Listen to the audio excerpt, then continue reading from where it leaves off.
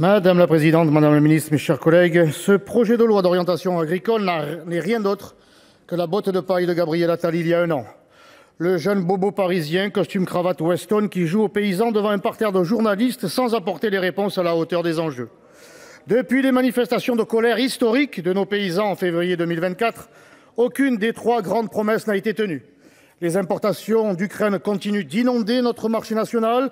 Des accords internationaux autres que le Mercosur, comme le CETA, sont toujours sur la table. Le pacte vert, pacte de décroissance et de corruption, avec ses 10% de jachère et sa folie normative, est toujours là.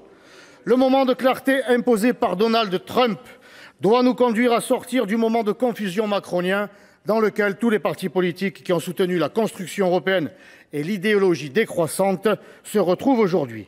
Toute promesse à l'égard de la ruralité et du travail paysan sera vaine si vous ne décidez pas de sortir de vos ambiguïtés structurelles. En effet, madame la ministre, vous ne pouvez pas parler de souveraineté alimentaire et agricole sans sortir des règles de l'Organisation mondiale du commerce. J'ai d'ailleurs déposé une proposition de loi constitutionnelle pour reconnaître cette exception agriculturelle. Pour cela, il vous faut préférer nos paysans à l'OMC.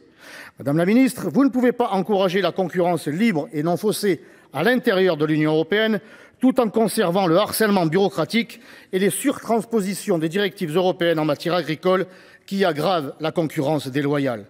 Pour réussir, il faut préférer nos paysans à la fausse morale décroissante. Madame la ministre, vous ne pouvez pas soutenir les agents de l'OFB, l'organisation des fanatiques de la biodiversité, qui traitent nos paysans comme des dealers, ni supporter que des ONG fassent la loi à Bruxelles avec notre argent dilapidé par la Commission. Il faut donc préférer nos paysans à l'OFB, aux ONG et à l'UE. Madame la ministre, vous ne pouvez pas participer à un exécutif qui soutient en même temps Ursula von der Leyen, la fédéraliste européenne, tout en inscrivant la souveraineté alimentaire et agricole dans la loi française.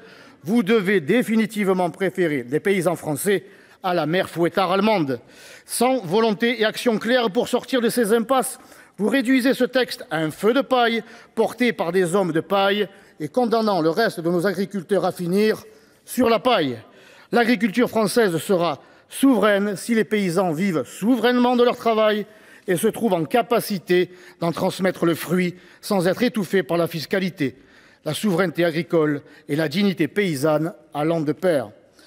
Madame la ministre, nous savons que depuis le mois de juillet, l'agenda du président Macron s'est considérablement allégé au point de lui permettre de s'occuper des prix du billet d'entrée au Louvre ou du paiement du péage autoroutier avec un smartphone. Aussi, conseillez-lui, je vous en prie, de s'intéresser enfin aux tarifs douaniers sur les importations alimentaires que souhaitent et dont ont tant besoin nos agriculteurs.